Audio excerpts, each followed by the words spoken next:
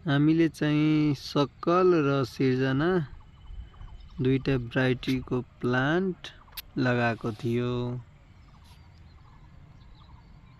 र स्टेकिङ पनि गरिसकेको छु।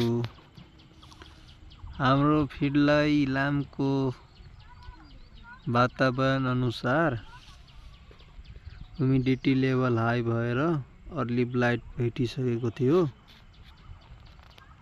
अनि अर्ली ब्लाइट भेटिसकेपछि यसमा कन्ट्रोल गर्नको लागि चाहिँ यो अलरेडी हामीले डिफ्रेन्ट मल्चिङहरू गरेको छु।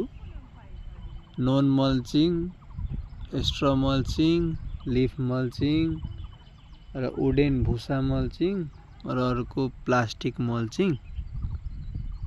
र त्यसमा पनि त्यो ह्युमिडिटी इन्भाइरोमेन्टको कारणले अर्ली ब्लाइट भेटिसकेको थियो। त्यो कन्ट्रोल गर्नको लागि इन्डोफिल हामी स्प्रे गरेको थियो 2 ग्राम पर लिटरको डोजमा।